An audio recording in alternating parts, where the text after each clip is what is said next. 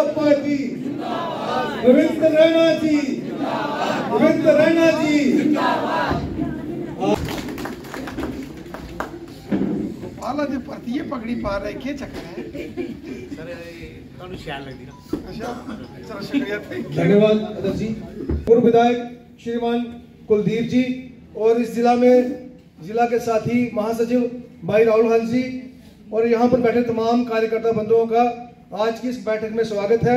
इस बैठक को आगे बढ़ाते हुए मैं माननीय जिला अध्यक्ष से आग्रह करूंगा कि इस बैठक को आगे बढ़ाएं। श्रीमान गोपाल महाजन जी। आज हम सबके लिए बहुत सौभाग्य की बात है क्योंकि भारतीय जनता पार्टी के हमारे राष्ट्रीय कार्यकारिणी सदस्य आदरणीय रविंद्र रैना साहब हमारे इस जिला में इस संगठन पर के उपलक्ष्य में पहुंचे। मैं आपसे निवेदन करूंगा कि तालियों के साथ हम लोग उन्हीं के साथ भारतीय जनता पार्टी के हमारे पूर्व जिलाध्यक्ष और वर्तमान में वाइस चेयरमैन साहब मेरे बड़े भाई रघुनंदन सिंह बबलू जी, भारतीय जनता पार्टी की राष्ट्रीय महिला मोर्चा की राष्ट्रीय सचिव और वाइस चेयरमैन रही मेरी बड़ी बहन रेखा कुमारी जी, हमारे हीरानगर के विधायक कुलदीप राज जी और हमारे दोनों महामंत्री मंच पर राजेश जी और राहुल हंस जी और यहाँ पर उपस्थित सभी भारतीय जनता पार्टी के ज्येष्ठ सभी कार्यकर्ता, हमारे मंडलों के नवनियुक्त अध्यक्ष, हमारे पूर्व अध्यक्ष और भारतीय जनता पार्टी सभी मोर्चा के हमारे जिला के अध्यक्ष भी यहाँ पर उपस्थित है और आए हुए सभी डीडीसी मेंबरान, सभी प्रमुख कार्यकर्ता। जैसे कि आप सब जानते हैं कि पिछले लगभग 2 महीने से हमारा जो संगठन का जो पर्व है वो हम लोग मना रहे थे और हमारी प्राइमरी मेंबरशिप हुई, हमारी एक्टिव मेंबरशिप हुई, उसके बाद हमारे पोलिंग बूथों के चुनाव हुए। पोलिंग बूथों के चुनाव के बाद हमारे जो मंडलों की नई रचना जो 2 दिन पहले हमारे जो जम्मू से अधिकारी आए थे उनकी देखरेख में सारी चीजें हुई हैं और इसी उपलक्ष्य में आदरणीय रविंद्र रैना साहब हमारे इस जोन के कठुआ, बसोली और सांबा जो हमारे संगठन के जो 3 जिले हैं उसके आदरणीय रविंद्र रैना साहब उसके पर्यवेक्षक ऑब्जर्वर भी हैं और मुझे लगता है कि हम सब लोगों ने जो भी पार्टी की तरफ से जो अपेक्षा हम सबसे थी हमने उसको पूरा करने का पूरा प्रयास भी किया है और आने वाले समय के लिए जो भी हमारे पास दायित्व है हमको उसको निर्वाह करते हुए पार्टी के विस्तार के लिए काम करना है। और नए जो हमारे मंडल अध्यक्ष हैं मेरा उनसे भी निवेदन रहेगा, हम लोग उस दिन इलेक्शन के दौरान सब लोग मुबारक के बाद सब लोग चले गए थे लेकिन कहीं ना कहीं हमारे पास एक भारतीय जनता पार्टी का एक प्रमुख जिम्मेवारी है आने वाले समय के लिए पार्टी के विस्तार के लिए। जिस तरह से हमारे पूर्व अध्यक्षों ने हमारी पूरी जो टीम है उन्होंने पिछले चुनावों में और भी जो अलग अलग अभियानों के दौरान हम लोगों ने काम किया, उस काम को किस गति के साथ हम लोगों को आगे बढ़ाना है यही हम सबका काम है। एक दूसरी टास्क जो भी कार्य पार्टी की तरफ से हम लोगों को दिए जाएंगे आदरणीय रविंद्र रैना साहब जी की अगुवाई में हम लोग क्या बात है।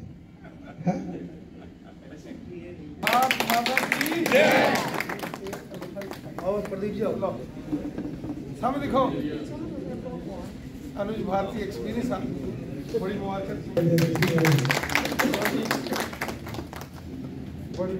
चलो सोम जी बहुत अच्छा सुखी रहो राजी रहो राजी के यार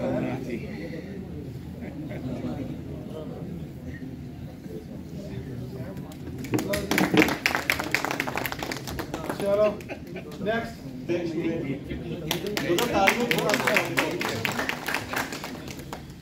चलो गेट मंडल के सुरेंद्र जी बड़ी मुबारक जनाब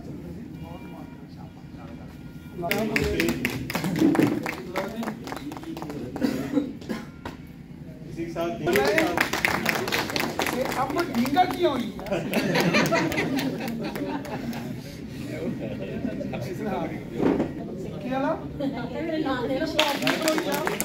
जय माता दी जय माता बड़ी मुबारक। रैना साहब उमर अब्दुल्ला साहब कह रहे हैं कि इंडिया अलायंस को ख़त्म कर देना चाहिए, क्या कहना है आप? इंडिया अलायंस 2024 के पार्लियामेंट के इलेक्शन के बाद बहुत बुरे तरीके से धराशायी हुआ है। इंडिया अलायंस उस वक़्त बनाया गया था जब 2024 के लोकसभा के चुनावों से पहले हमारे देश के अंदर कांग्रेस समेत तमाम अपोजिशन की जमातों ने एक साजिश, एक कोशिश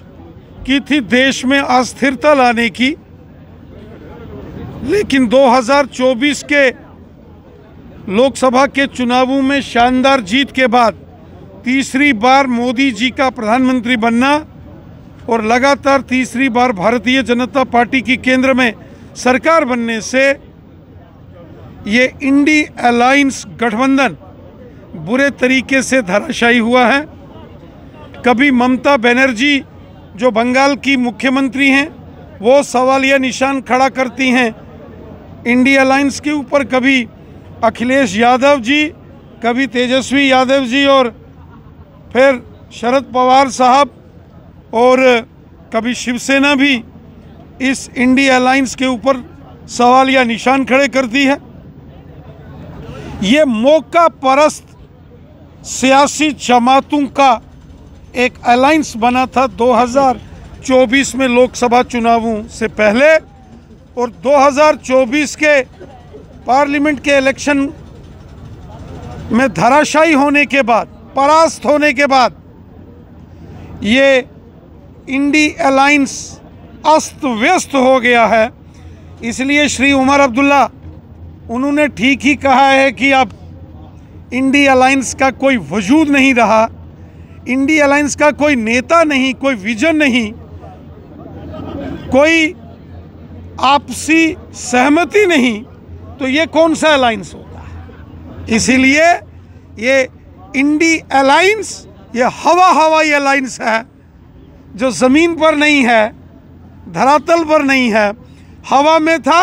और हवा में उड़ गया।